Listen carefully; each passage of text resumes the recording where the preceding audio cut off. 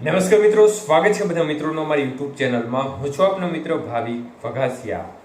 તો મિત્રો, ખાસ કરીને આ વિડીયોના માધ્યમથી આપણે વાત કરવાની છે સિસ્ટમની હાલની સ્થિતિ શું છે અને આજથી ગુજરાતના કયા કયા વિસ્તારમાંથી વરસાદની શરૂઆત થઈ શકે છે. સંપૂર્ણ માહિતી જોઈએ તે પહેલા જે પણ મિત્રો નવા છે તે ચેનલને સબસ્ક્રાઇબ કરી લેજો. અને આપણે ગઈકાલે લોટરી રાઉન્ડની અપડેટ આપી દીધી છે, પરંતુ ખાસ કરીને સિસ્ટમની સ્થિતિ અને આજથી કયા કયા વિસ્તારમાં વરસાદની શક્યતાઓ છે તે બાબતની માહિતી જોઈએ. તો મિત્રો, સિસ્ટમની સ્થિતિ સૌપ્રથમ જોઈએ તો ઉત્તર ગુજરાત નજીકના ભાગો ઉત્તર પ્રદેશ નજીકના ભાગો નજીકની જે સિસ્ટમ હતી તે હવે સાયક્લોનિક સર્ક્યુલેશન તરીકે જોવા મળી રહી છે.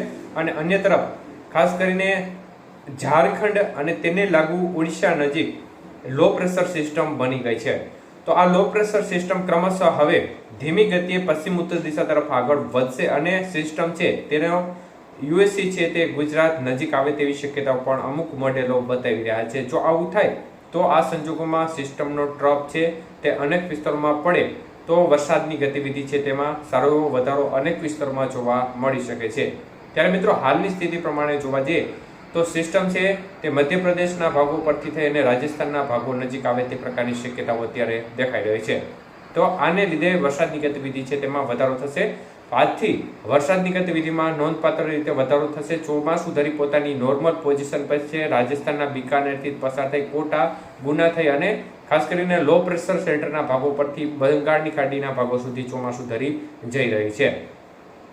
ત્યારે મિત્રો, વાત કરીએ આજે વરસાદની ગતિવિધિ વિશે. તો આજે 9 તારીખના ઉત્તર ગુજરાતના રાજસ્થાનને લાગુ બોર્ડર કાંઠા વિસ્તારો એટલે કે વાવ, થરાદ, બનાસકાંઠા, સાબરકાંઠા, ઈડર, મહીસાગર સહિતના ભાગો છે તેમાં છૂટી છવાઈ વરસાદની ગતિવિધિ જોવા મળી શકે છે. અન્ય ભાગો છે ઉત્તર ગુજરાતના, તેમાં હળવા મધ્યમ ઝાપટા સ્વરૂપે વરસાદની ગતિવિધિ જોવા મળે. પૂર્વ ગુજરાતના એમપી બોર્ડર કાંઠાના વિસ્તારો છે ત્યાં પણ ક્યાંક ક્યાંક વરસાદની ગતિવિધિ શરૂ થઈ શકે છે. તો મુખ્યત્વે આજે આ વિસ્તારોમાં વધુ શક્યતાઓ દેખાય છે. અન્ય વિસ્તારોમાં ઝાપટાનું પ્રમાણ આજથી વધવા તરફ રહેશે. ખાસ કરીને સૌરાષ્ટ્રના કાંઠા વિસ્તારો છે તેમાં વરસાદની ગતિવિધિ મતલબ કે ઝાપટા રૂપે વરસાદની ગતિવિધિ છે તેમાં આજથી નોંધપાત્ર રીતે વધારો થશે. દક્ષિણ ગુજરાતના ભાગોમાં પણ ઝાપટાનું પ્રમાણ સારું એવું વધે તે પ્રકારની શક્યતાઓ છે. સૌરાષ્ટ્રના બાકીના ભાગો, દક્ષિણ ગુજરાતના ભાગો, મધ્ય પૂર્વ ગુજરાત અને કચ્છના ભાગોમાં પણ ક્યાંક ક્યાંક ઝાપટા રૂપી વરસાદની ગતિવિધિ જોવા મળશે. પરંતુ આવતીકાલથી વરસાદના વિસ્તારો છે તે છેક સૌરાષ્ટ્ર સુધી પણ જોવા મળે તે પ્રકારની શક્યતાઓ દેખાઈ રહી છે.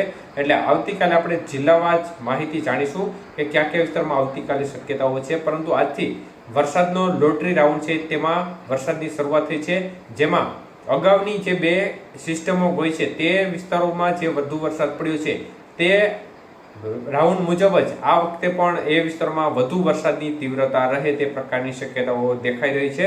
પરંતુ જો સિસ્ટમનું યુએસી થોડું નીચું આવે, તેનો ટ્રપ છે તે અરબી સમુદ્ર સુધી પહોંચે તો આ સંજોગોમાં વરસાદના વિસ્તારો છે તે સૌરાષ્ટ્રના અનેક વિસ્તારોમાં પણ વરસાદની ગતિવિધિ મતલબ કે જે વરસાદની તીવ્રતા છે તેમાં વધારો થઈ શકે છે. અને સૌરાષ્ટ્રના જે વરસાદ વિહોણા વરસાદ વિસ્તારમાં જે ઓછો વરસાદ જોવા મળ્યો છે ત્યાં પણ વરસાદનો લાભ જોવા મળી શકે છે. તો અન્ય તરફ કચ્છના ભાગોમાં પણ વરસાદની ગતિવિધિ છૂટાછવાયા ભાગોમાં વધી શકે છે. એટલે આપણે આશા રાખીએ કે સિસ્ટમ થોડી નજીક આવે તો એ સંજોગો દરમિયાન એક યુએસસી છે તે થોડું છૂટું પડી અને સૌરાષ્ટ્ર કે ગુજરાતના ભાગો નજીક આવે તે પ્રકારની સ્થિતિ બને તો ચોક્કસપણે વરસાદની ગતિવિધિ છે તેનો સારો લાભ મળી શકે છે. તો હાલની સ્થિતિ પ્રમાણે આજથી જે લોટરી રાઉન્ડ ચાલુ થવાનો છે તે ખાસ કરીને 13, 14, 15 તારીખ સુધી પણ ચાલી શકે છે. હાલની સ્થિતિ પ્રમાણે 13, 14 તારીખ સુધી ચાલે તે પ્રકારની શક્યતાઓ છે. મોડેલો છે તે થોડા ફેવરેબલ થઈ રહ્યા છે. મોડેલો પહેલા કરતા અત્યારે થોડું વધુ પોઝિટિવ સૌરાષ્ટ્ર માટે પણ બતાવી રહ્યા છે, જે એક સારા સમાચાર ચોક્કસપણે આપણા માટે ગણી શકાય.